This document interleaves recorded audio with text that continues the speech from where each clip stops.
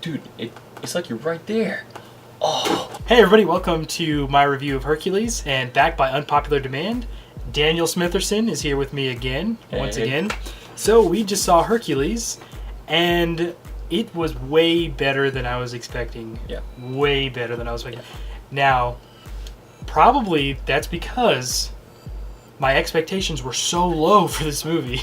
Okay, the trailers, plus Brett Ratner, were all equaling really low standards. So I don't know if this actually was an okay movie or if I was just pleasantly surprised because it was better than I thought it was going to be.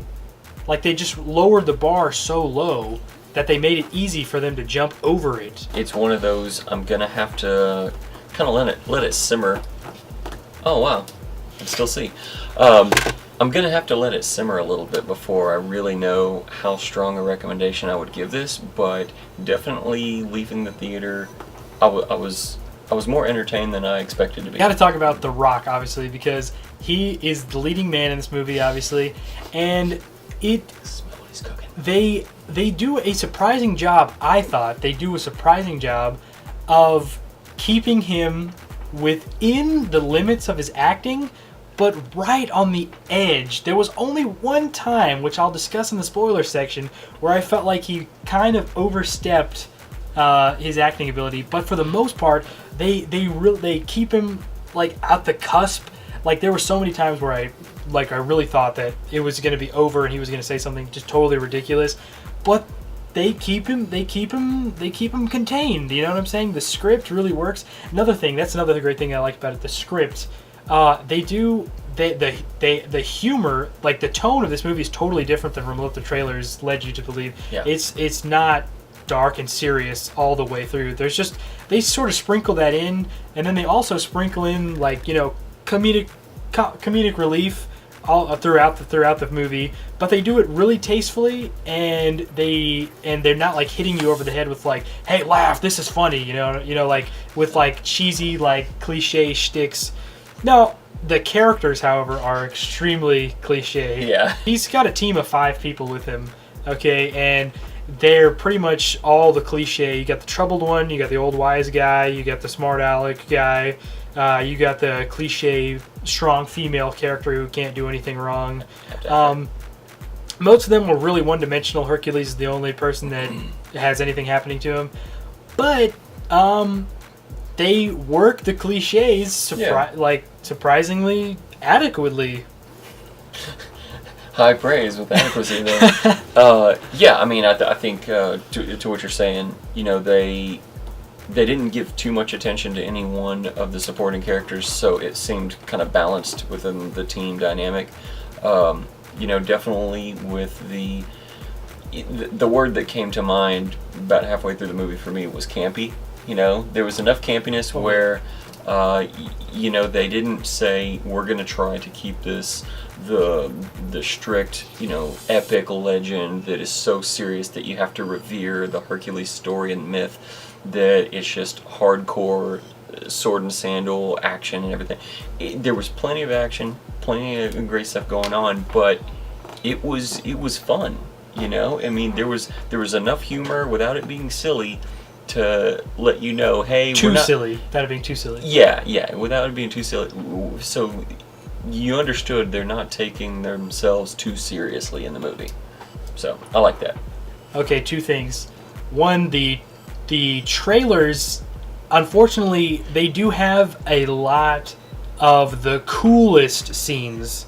Not all of the cool scenes, but there was a good portion. Yeah. If you go back and watch the trailer right before the movie, there's a good portion of the coolest scenes in the trailer. So that was a little disappointing,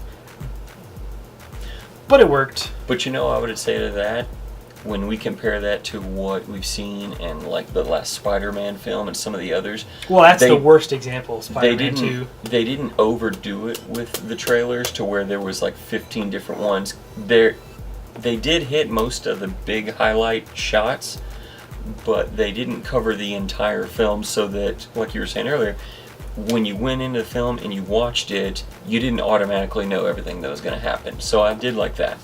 Yes, they don't reveal all of the plot points. I was just referring to like the visuals. Sure, yeah. Like the coolest visuals. They pretty much they pretty much concentrated all of those in the trailer. Most of them, not all of them. It was actually fairly well paced. The action, Yeah. kind of there's an action set piece and exposition and then some more action and then exposition. But then another thing that I really thought they did well was at the beginning of the movie they do a good job of setting up the tone for the rest of the movie. So you get a good sense early on that they're not taking themselves too seriously, and that it's not going to be all dark and serious throughout the whole movie. There's going to be a fairly good mix of humor, a little drama. Obviously, it's really shticky, kind of campy drama, obviously, and then humor. But like they play off the cliches fairly well, and they do a fairly good job also of at times. Twisting, playing a little twist on the cliches, like playing off of the cliches, Yeah, the way they combine the old wise, the sage of the group, with the guy that always has the punchy one-liner. I kind of liked that, because if he wasn't the comedic element, he would bring, I think, too much seriousness to it. You know what I'm saying? Yeah, very true, very true. But I thought they did it. Actually, we just saw it, so these are just our initial impressions. But I felt like they kind of made everybody have kind of like a serious side and then also kind of like a lighter side. Yeah.